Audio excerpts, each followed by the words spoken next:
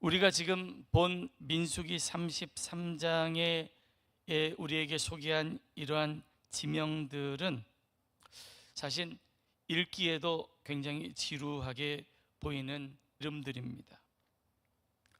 그런데 이 이름들을 다 이렇게 기록하게 하신 뜻이 있겠죠. 지금 우리 시대로 하면 이렇게 생각해 볼 수 있습니다. 여행들 가보셨죠? 이틀, 3일, 길게는 일주일, 열흘 여행을 했다고 생각해 보세요. 그러면 굉장히 바쁘고 분주하게 여행을 다 한 후에 이렇게 뒤를 돌아 생각해 보면 내가 어디를 다녀왔지라고 기억이 가물가물할 때가 많습니다. 그럴 때 우리가 핸드폰 속에 저장되어 있는 사진을 한 장 한 장 정리하며 지난 여행 방문했던 곳을 떠올리는 것과 마찬가지의 이런 시간을 하나님께서 이스라엘 백성에게 갖게 하시는 건데요. 그 가나안 입성을 목전에 둔 상황에서 하나님께서 굳이 모세에게 이 지나온 시간을 그 노정을 따라 기록하라고 명령하신 이유가 뭘까요? 하나님께서 모세에게 이 노정을 따라 기록하라고 명령하신 것은 다름이 아니라 이스라엘의 기억을 뒤적여서 하나님이 그들을 광야 40년 동안 어떻게 인도하셨는지 돌아보게 하시는 것이 분명해요. 그들에게 있어서나 오늘 그들의 여정 목록을 읽는 우리에게 있어서나 지나온 모든 길이 은혜였음을 깨닫게 하시려는 하나님의 깊은 의도가 담겨 있다 하겠습니다. 지난 날이 다 하나님의 은혜입니다. 때론 우리의 기억 속에서 사라진 시간과 장소들도 있겠지만 하나님은 이 목록을 통해서 하나님은 다 기억하고 계신다는 걸 우리에게 보여주시는데, 여러분 여기에 소개된 42곳 지명, 이 중에서 17곳은 성경책 어디에서도 언급되지 않은 아주 생소한 이름들입니다. 출애굽 민수기에 없을 뿐만 아니라 이후 성경 어디에도 다시 거론이 되지 않는 그런 지명들이라는 거예요. 아까 제가 여행 얘기를 했습니다만 여행 마치고 난 다음에 우리 거기 갔었지라고 누가 얘기하면 그냥 여행을 대충 하신 분들은 거기도 갔었냐라고 물어보는 것과 같은 그런 이름들이 여기 등장하는 겁니다. 이스라엘 백성들조차 정말 이런 곳을 지나왔나 할 정도로 그 이름과 그곳에서 있었던 일들을 잊어버렸을 가능성이 매우 높은 이런 이름들까지 하나님께서 다 기억해내게 하시는 겁니다. 여러분 우리도 지난 날을 참 잘 잊고 삽니다. 그렇죠? 2025년 무탈하셨습니까? 혹 무탈하신 분들이 있어서 내 삶에는 하나님의 인도하심을 내가 느끼지 못했다라고 하신 분들이 혹시 계신다면 그것도 하나님의 은혜인 줄 깨닫게 되시기를 축복합니다. 무탈한 게 하나님의 은혜입니다. 그런데 우리는 그런 단조롭고 평범한 날들을 잊어버리는 것을 넘어서 하나님께서 기적같이 간섭하시고 역사했던 은혜의 순간까지도, 그때는 막 기뻐했는데 시간이 지나고 나니까 그런 하나님의 은혜도 때로는 잊고 사는 경우가 많습니다. 오늘 말씀을 보면 하나님께서 이스라엘의 기억 속에서 사라진 그런 자리들을 다시 찾아가게 하시고 거기에 이름을 새겨 넣게 하시면서 모든 시간, 모든 장소에서 하나님께서 함께 계시고 그들을 인도하였다는 사실을 상기시키고 계시는 거예요. 하나님은 우리와 함께 했던 모든 순간을 기억하고 계십니다. 우리가 기억하지 못해도 하나님께서 기억하신다는 말씀이에요. 우리 개인적인 인생의 걸음도 그렇지만 우리 가정의 삶의 걸음에서도 그랬고 또 이 교회의 걸음마다 하나님께서 함께 하셨다는 사실을 우리가 다 깨닫고 감사할 수 있게 되기를 바랍니다. 심지어는 길이 보이지 않아 캄캄한, 정말 어디로 가야 할지 몰라 방황했던 시간에도 결국은 하나님께서 구름 기둥과 불 기둥으로 우리를 인도하셨기에 오늘 우리가 지금 여기에 있다는 사실을 일깨워 주시는 거죠. 이 목록에서 이 40곳을 지나온 그 속도를 들여다보면 여기에서 더욱 깊은 하나님의 은혜를 깨닫게 됩니다.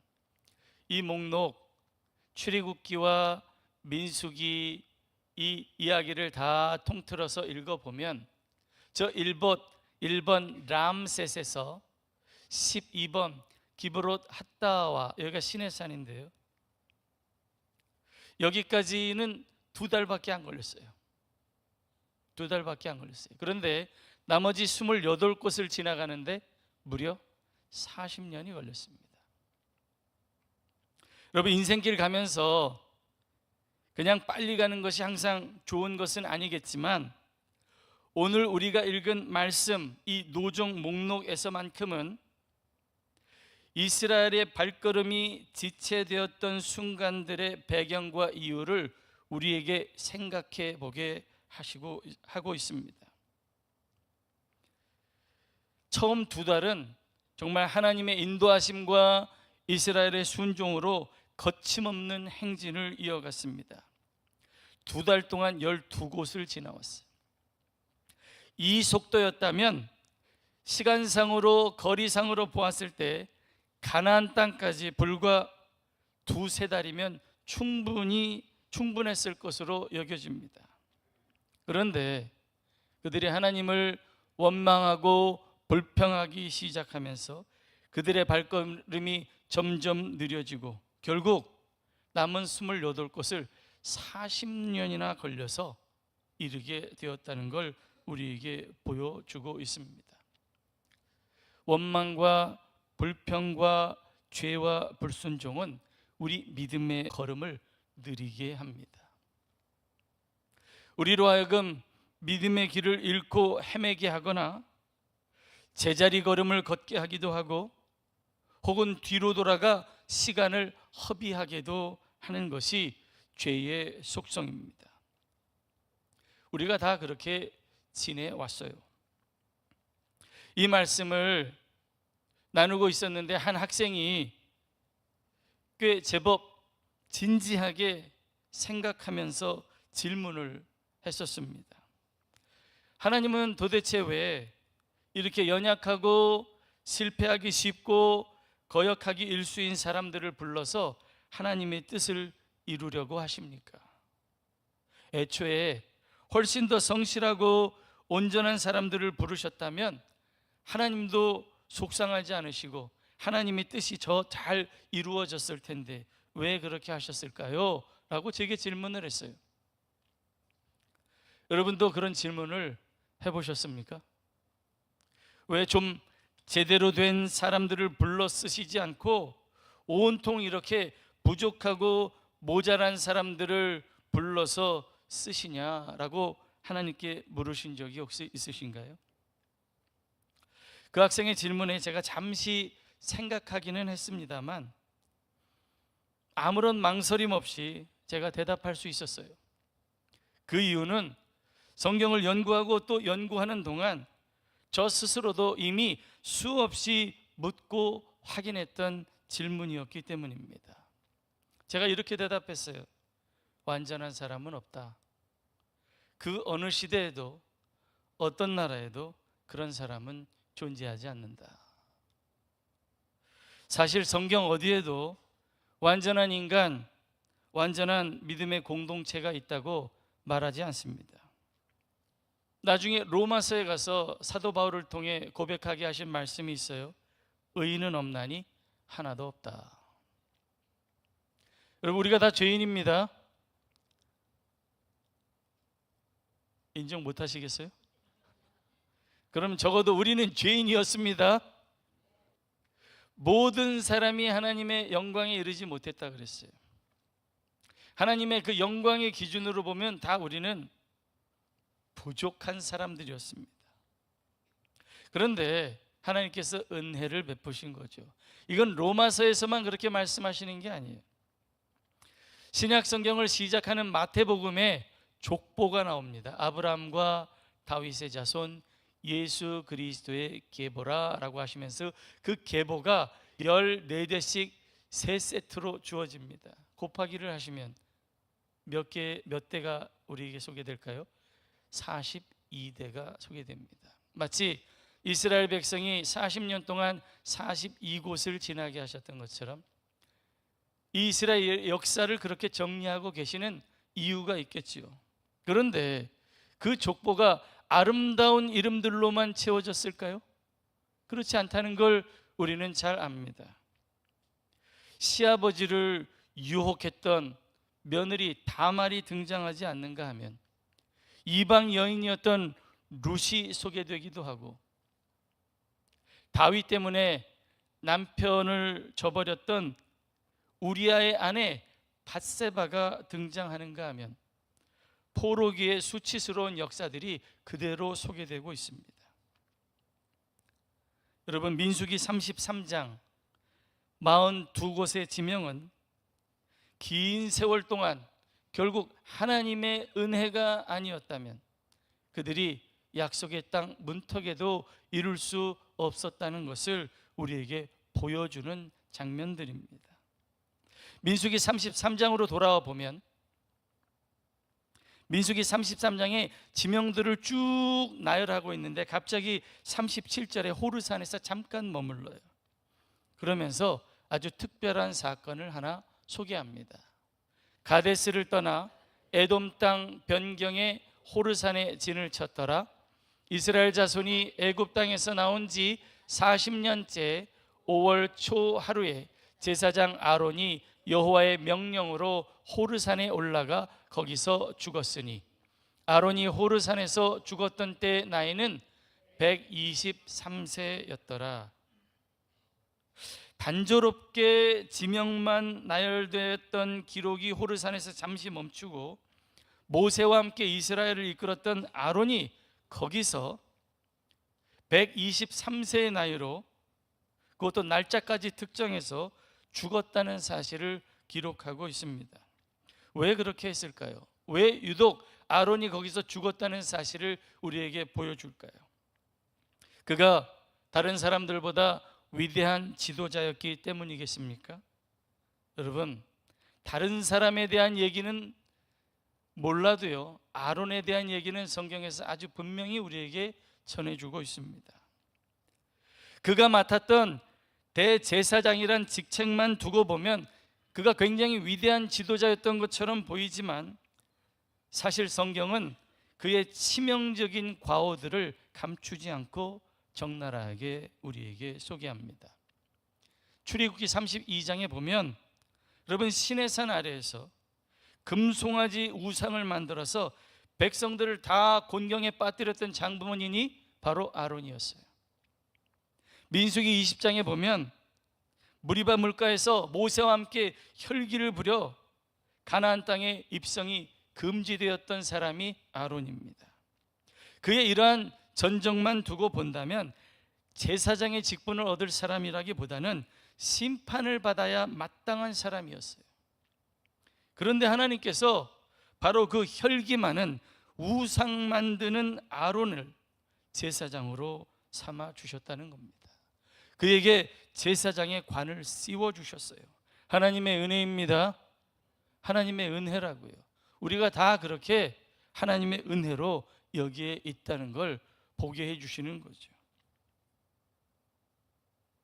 어쩌면 큰 죄를 지어본 사람이 그런 큰 죄 가운데서도 하나님의 용서와 긍휼하심을 경험해 본 사람이 자기 백성의 죄와 범죄함을 품고 그들을 위해 중보할 수 있었기 때문 아닐까, 그런 생각도 해봅니다. 자격 없는 자를 들어서 쓰시는 하나님의 그 놀라운 은혜를 아론의 이야기를 통해서 우리에게 보여주고 있습니다. 그러면서 결국 이스라엘을 이끈 것은 모세도 아니고 아론도 아니고 하나님이셨음을 보여주고 있는 거죠. 여러분, 우리 가정이 여기까지 이른 거, 우리의 족보가 끊어지지 않고 자자손손 이 땅에서 살 수 있게 하시는 것, 내가 없으면 안 될 것 같은 그런 생각에 조바심을 내는 우리에게 하나님께서 분명하게 가르치시는 사실은 하나님의 은혜로 우리가 여기까지 이르렀다는 사실입니다. 우리가 다 죄인이었지만 회개하고 주님 앞에 용서함을 받았을 때, 여러분, 우리가 비로소 하나님의 영광을 위해 쓰임 받게 될 줄 믿습니다. 그대로 살면 안 되겠죠. 나 같은 죄인을 살리신 주님의 은혜가 놀랍습니다 고백하는 사람을 하나님께서는 붙들어 쓰시고 그에게 영광과 능력과 권세를 나타내시면서 하나님께서 쓰고 계신다는 사실을 보여주고 있습니다.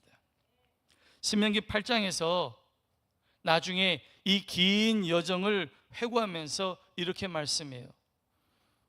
내 하나님 여호와께서 이 40년 동안 내게 광야길을 걷게 하신 것을 기억하라. 이는 너를 낮추시며 너를 시험하사 내 마음이 어떠한지 그 명령을 지키는지 지키지 않는지 알려 하심이라.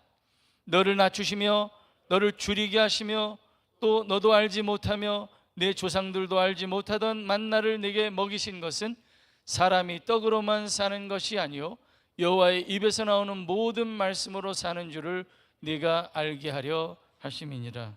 아멘. 우리가 떡으로 사는 것 같지만 하나님의 은혜로 산다는 사실을 기억하게 하시려고 우리에게 그 광야 여정 동안 우리를 훈련하셨다고 고백하게 하시는 거죠. 표면적으로 보면 의미 없는 시간 낭비인 것 같았던 이 광야 40년 여정이 실제로는 이스라엘 백성으로 하여금 오직 여호와만을 의지하는 삶의 지혜를 배우게 하는 거룩한 훈련소가 되게 하셨다는 말씀입니다. 광야 40년 동안 42곳을 때로는 빠르게 지나가기도 하시고 또 때로는 그들의 불순종으로 느리게 가기도 하셨지만 여기에서 분명하게 우리에게 보여주시는 것은 처음부터 끝까지 어느 순간 멈춤 없이 그의 은혜로 그 모든 여정을 인도하셨다는 사실을 우리에게 노래하고 있는 말씀이 민수기 33장인 겁니다. 여러분, 우리의 인생 여정길이 다른 사람들에겐 의미가 없을지도 몰라요. 제가 일전에도 설명해 드렸습니다만 악보를 못 보시는 분들에게는 하얀 건 종이고 까만 건 콩나물 대가리겠지만 여러분, 연주를 하는 사람에게는 그게 놀라운 악보가 되는 거예요. 여러분, 우리의 인생길에는 하나님의 은혜의 노래가 배어 있음을 기억하시면서 이 찬양 한번 같이 해보겠습니다. 1절하고 2절만 부르겠습니다.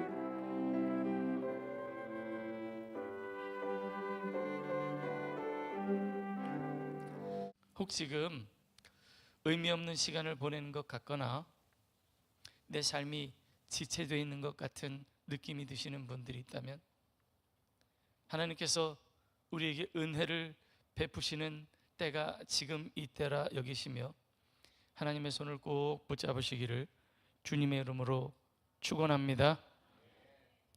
하나님께서 이스라엘보다도 못하고 범죄한 아론보다 전혀 낫지 못한 저와 여기 있는 우리 성도들을 부르신 이유는 고린도후서 12장 9절에 하나님께서 이렇게 말씀하셨어요. 내 은혜가 내게 족하다. 이는 내 능력이 약한 데서 온전하여 짐이라. 회개하지 않은 범죄는 범죄로 남겠지만 하나님 앞에서 회개한 죄는 은혜가 됩니다. 죄가 더한 것에 은혜가 더욱 넘친 것을 간증하는 도구가 되니까요. 우리가 특별해서 우리를 부르시는 것이 아닙니다. 도리어 우리의 연약함 속에서도 우리를 축복하신 우리 하나님을 기억하면서 우리와 똑같은 그런 길을 걷고 있는 사람들에게 하나님의 사랑을 나타내고 그들도 주님께로 인도하기 위하여서 하나님께서 우리를 부르신 줄 믿습니다. 용서를 받은 사람만이 하나님의 용서가 있다는 사실을 전할 수 있습니다. 과거가 부끄러운 우리에게 하나님께서 은혜 주셨음을 우리의 가족과 이웃에게 전하는 복된 성도들이 되시기를 주님의 이름으로 축원합니다. 그게 성탄절이에요.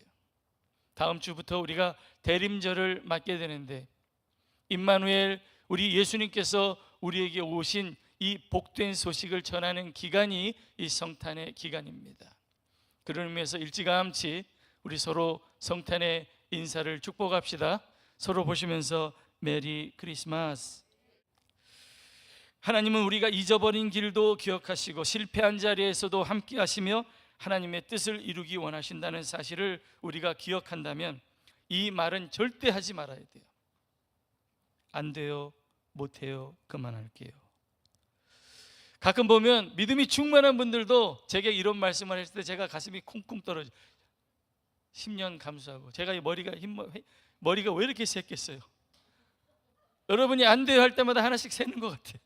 못해요 할 때마다 2개 세고, 그만할게요 하면 10개씩 세는 것 같아요. 여러분, 어디에까지 이르렀든지 주님 손 잡고 여기까지 왔으니 또 주님 손 잡고 가면 됩니다. 하나님께서 그걸 알게 하시려고 민수기 33장의 노래를 우리에게 부르게 하신 거예요. 기도하겠습니다.